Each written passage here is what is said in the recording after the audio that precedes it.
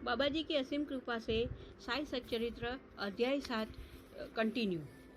साधारण धोती क्रिया एक 3 इंच चौड़े और 22 इंच लंबे गीले कपड़े के टुकड़े से की जाती है। इस कपड़े को मुंह के द्वारा उदर में उतार लिया जाता है और उसे लगभग आधा घंटे तक रखे रहते हैं ताकि उसका पूरा प्रभाव हो जाए। तत्पश्चात उसे बाहर निकाल लेते हैं। पर बाबा की तो यह धोती क्रिया सर्वथा विचित्र और असाधारण ही थी। खंड योग। एक समय बाबा ने अपने शरीर के अवयव पुतक कर मस्जिद के भिन्न भिन्न स्थानों पर बिखेर दिए। अकस्मात उसी दिन एक महाशय मस्जिद में पधारे और अंगों को यहाँ वहाँ बिखरा देखकर बहुत भयभीत हो गए। पहले उनकी इच्छा हुई कि ग्राम अधिकारी को यह सूचना देनी चाहिए कि किसी ने बाबा का खून कर उनके टुकड़े टुकड़े कर दिए हैं, परंतु सूचना देने वाला ही पहले पकड़ा जाता है, यह सोचकर वे मौन रहे। दूसरे दिन जब वे मस्जिद गए तो बाबा पूर्ववत हष्टपुष्ट और स्वस्थ देखकर उन्हें बड़ा विस्मय हुआ। उन्हें ऐसे लगा कि पिछले दिन जो दृश्य देखा था वह कहीं सपना तो नहीं था। बाबा बाल्यकाल से ही योगिक क्रियाएं किया करती थी और उन्हें जो अवस्था प्राप्त हो चुकी थी उसका सत्य ज्ञान किसी को भी नहीं था। चिकित्सा के नाम से उन्होंने कभी किसी से एक पैसा भी स्वीकार नहीं किया। अपने उत्तम लोकप्रिय गुणों के कारण उनकी कीर्ति दूर दूर तक फैल गई। उन्होंने अनेक निर्धन रोगियों को स्वास्थ्य प्रदान किया। इस प्रसिद्ध डॉक्टर ने कभी अपने स्वास्थ्य की चिंता न कर अनेक विघ्नों का सामना किया और स्वयं असह्य वेदना और कष्ट सहकर सदैव दूसरों की भलाई की और उन्हें विपत्तियों में सहायता पहुंचाई। वे सदा कल्याणार्थ चिंतित रहते थे।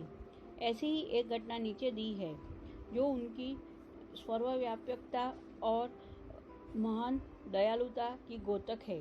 बाबा की सर्वव्यापकता और दयालुता। सन 1910 में बाबा दीपावली के शुभ अवसर पर धूनी के सम्मुख बैठे हुए धूनी ताप रहे थे और साथ ही धूनी में लकड़ी डालते जा रहे थे। धूनी प्रचंडता से प्रज्वलित थी। कुछ समय पश्चात उन्होंने लकड़ियां डालने के बदले अपना हाथ धूनी में डाल दिया। हाथ बुरी तरह से झुलस गया। नौकर माधव और माधवराव देशपांडे ने बाबा को धूनी में हाथ डालते देखकर तुरंत दौड़कर उन्हें बलपूर्वक पीछे खींच लिया। माधवराव ने बाबा से कहा, देवा, आपने ऐसा क्यों किया? बाबा सावधान होकर कहने लगे, यहाँ से कुछ दूरी पर एक लुहारिन जब भट्टी ठोक रही थी, उसी समय उसके पति ने उसे बुलाया। कमर पर बैठे हुए शिशु का ध्यान छोड़कर वह शीघ्रता से वहां दौड़ गई। अभाग्यवश शिशु फिसलकर भट्टी में गिर गया। मैंने तुरंत भट्टी से हाथ डालकर शिशु के प्राण बचा लिए। मुझे अपना हाथ जल जाने का कोई दुख नहीं है, परंतु मुझे संतोष है कि एक मासूम शिशु के प्राण बच गए। कुष्ठ रोगी की सेवा। माधवराव देशपांडे के द्वारा बाबा का हाथ जलने का समाचार पाकर श्री नाना साहेब चांदोरकर बम्बई के प्रसिद्ध डॉक्टर श्री परमानंद के साथ दवाइयाँ, लेप, मरहम, पट्टियाँ आदि साथ लेकर शीघ्रता से शिरडी आए। उन्होंने बाबा से डॉक्टर परमानंद को हाथ की जांच करने और जले हुए स्थान पर दवा लगाने की अनुमति मांगी। यह प्रार्थना अस्वीकृत हो गई। हाथ जल जाने के पश्चात एक कुष्ठ रोग पीड़ित भक्त भागोजी शिंदे उनके हाथ पर सदैव पट्टी बांधते थे। उनका कार्य था प्रतिदिन जले हुए स्थान पर घी मलना और उसके ऊपर एक पत्ता रखकर पट्टियों से उसे पूर्ववत कसकर बांध देना। घाव शीघ्र भर जाए, इसके लिए नाना साहेब चांदोरकर ने पट्टी छोड़ने तथा डॉक्टर परमानंद से जांच व चिकित्सा कराने का बाबा से बार बार अनुरोध किया।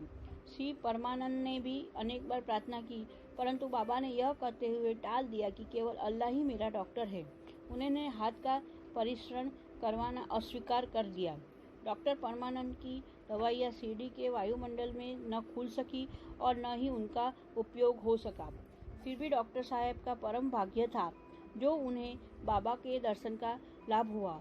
भागोजी को दवा लगाने की अनुमति मिल गई। कुछ दिनों के पश्चात जब गांव भर गया तब सब भक्त सुखी हो गए, परंतु प्रतिदिन प्रातःकाल दूध से हाथ की मालिश और पुनः कसकर पट्टी बांधना, बाबा की समाधि पर्यंत यह क्रम इसी प्रकार चलता रहा। साईं बाबा सदस्य पूर्ण सिद्ध को अर्थात में इस चिकित्सा की भी कोई आवश्यकता नहीं थी, परंतु भक्तों के प्रेमवश उन्होंने भगोजी की यह सेवा निर्विघ्न स्वीकार की। जब बाबा लैंडी को जाते तो भगोजी छाता लेकर उनके साथ ही जाते थे। प्रतिदिन प्रातःकाल जब बाबा धूनी के पास आसन पर विराजते तब भगोजी वहाँ पहले से ही उपस्थित रहकर अपना कार्य प्रारंभ कर देते थे। भागोजी ने पिछले जन्म में अनेक पाप किए थे, इस कारण वे कुष्ठ रोगी से पीड़ित थे। उनकी उंगलियां गल चुकी थी और शरीर पीप आदि से भरा हुआ था, जिससे दुर्गंध भी आती थी। यद्यपि बाह्य दृष्टि से वे दुर्भाग्य प्रतीत होते थे, परंतु बाबा के प्रधान सेवक होने के नाते यथार्थ में वे ही अधिक भाग्यशाली तथा सुखी थे। उन्हें बाबा के सानिध्य का पूर्ण लाभ प्राप्त हुआ। बालक खापड़े का प्लेग। अब मैं बाबा की एक दूसरी अद्भुत लीला का वर्णन करूंगा।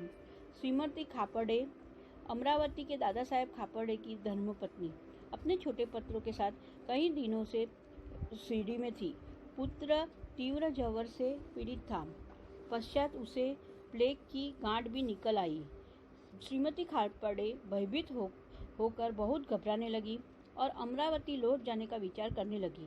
संध्या समय जब बाबा वायु सेवन के लिए वाड़े, जो कि अब समाधि मंदिर कहा जाता है, के पास से जा रहे थे, तब उन्होंने उनसे लौटने की अनुमति मांगी और कंपित स्वर में कहने लगी कि मेरा प्रिय पुत्र प्लेग से ग्रस्त हो गया है, अतः अब मैं घर लौटना चाहती हूँ। प्रेम पूर्वक उसका समाधान करते हुए बाबा ने कहा, आकाश में बहुत बादल छाए हुए हैं, उनके घटते ही आकाश पूर्ववत स्वस्थ हो जाएगा। ऐसा करते उन्हें कमर तक अपनी कफनी ऊपर उठाई और वहां उपस्थित सभी लोगों ने अंडों के आकार की बराबर 4 गांठ दिखाकर कहा, देखो मुझे मेरे भक्तों के लिए कितना कष्ट सहना पड़ता है, उनके कष्ट मेरे हैं। यह विचित्र असाधारण लीला देखकर लोगों को विश्वास हो गया था कि संतों को अपने भक्तों के लिए किस प्रकार कष्ट सहन करने पड़ते हैं। संतों का हृदय मोम से भी नरम और मक्खन जैसा कोमल होता था। वे अकारण ही भक्तों से प्रेम करते और उन्हें अपना निजी संबंधी समझते थे। ओम साई राम। Chapter 7 continue. पंढरपुर गमन और निवास। बाबा अपने भक्तों से कितना प्रेम करते और किस प्रकार उनकी समस्त इच्छाओं तथा समाचारों को पहले से ही जान लेते थे, इसका वर्णन कर मैं यह अध्याय समाप्त करूंगा। नाना साहेब चांदोरकर बाबा के परम भक्त थे। वे खान देश में नंदुरबार के मामलतदार थे। उनका पंढरपुर को तबादला हो गया था और श्री साई बाबा की भक्ति उन्हें फलदायी हो गई, क्योंकि उन्हें पंढरपुर, जो पृथ्वी का स्वर्ग समझा जाता है, उसमें रहने का अवसर प्राप्त हो गया। नाना साहेब को शीघ्र ही कार्यभार संभालना था, इसलिए वे किसी को पूर्व पत्र या सूचना दिए बिना ही शीघ्रता से शिरडी को रवाना हो गए।